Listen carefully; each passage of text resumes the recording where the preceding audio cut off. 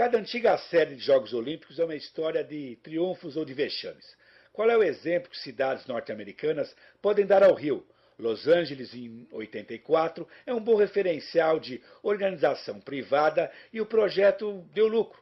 Havia verdade, menos necessidade de construções. Atlanta, em 96, é uma experiência interessante. Os investimentos renderam e as instalações continuam bem aproveitadas. E o centro da cidade foi revitalizado.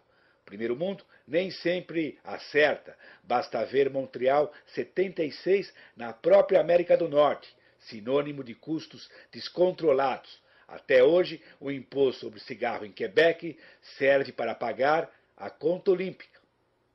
Juca, o Círio Bocaneira, com a experiência internacional, ele tocou num ponto fundamental, né? Quer dizer, quando a autoridade se nega a se manifestar, a aparecer, a explicar, o negócio está ruim. Mas vamos em frente.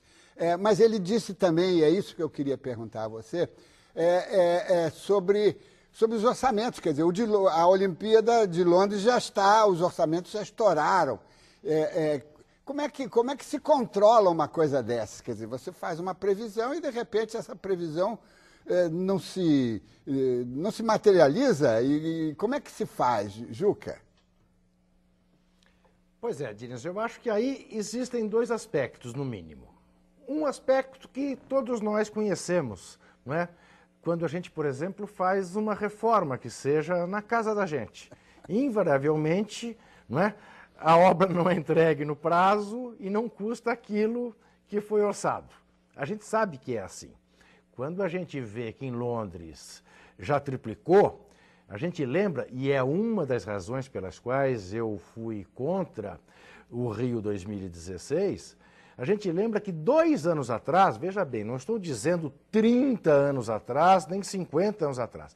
2 anos atrás, nós tivemos o PAN 2007 no Rio de Janeiro, e o estouro orçamentário não foi de 3 vezes, foi de 10 vezes. Estava orçado em 400 milhões, saiu por 4 bi. Se a gente repete esse estouro, em vez de 30 bi, serão 300 bi. E é claro que alguém dirá, não exagera. Não, eu não exagero. Isto aconteceu faz 2 anos. E a mesma turma que fez isso 2 anos atrás, do ministro do Esporte ao presidente do Comitê Olímpico Brasileiro, está aí. Rigorosamente a mesma turma.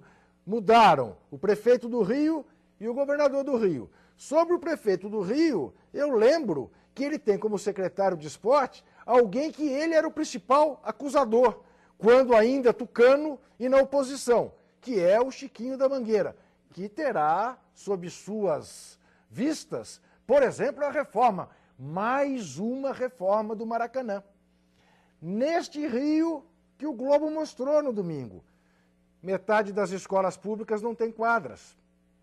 O Ministério Público Federal já denunciando o preço da candidatura Rio 2016, uma série de medidas sem licitação, com o COB argumentando que, por não ser uma entidade pública, não é obrigada a fazer licitação, embora o dinheiro que o COB use seja público. Luiz Ernesto, você falou no final do primeiro bloco uma coisa muito interessante, quer dizer, os Estados Unidos têm certos protocolos e ele não pode, o governo, o Estado não pode investir em Jogos Olímpicos. Eu gostaria que você explicasse rapidamente isso, porque é uma referência interessante para nós. O que aconteceu foi o seguinte, em 1995, 96, os Estados Unidos ganharam o direito de organizar as Olimpíadas de Inverno de Salt Lake City, que foi realizada em 2002. E o que aconteceu? Descobriu-se que, na verdade, essa Olimpíada foi ganha a custo de propinas pagas a dirigentes do Comitê Olímpico Internacional. 5 ou 6 membros do COI renunciaram e, por conta disso, houve toda uma mudança de regras no processo de seleção das cidades sede de Olimpíadas, seja de verão ou de inverno. Então, por exemplo, proibiu-se que, por exemplo, membros do Comitê Olímpico Internacional visitassem esses países com exceção da comissão inspecionante, e proibiu-se qualquer remuneração, recompensa, brinde, presente para os membros do COI. E, curiosamente, naquela época também se proibiu que o governo federal investisse recursos públicos em grandes eventos esportivos. E foi uma cruzada que foi liderada nada mais, nada menos que o principal opositor de Barack Obama, o senador McCain.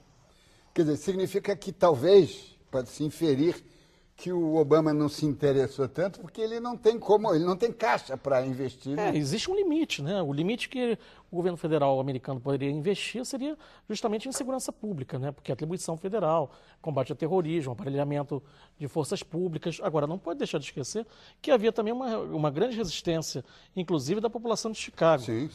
Pela primeira vez, o prefeito de Chicago, que está há 21 anos no poder, ele perdeu boa parte da sua popularidade, inclusive está abaixo de 50%, pela primeira vez na história, justamente durante a candidatura olímpica.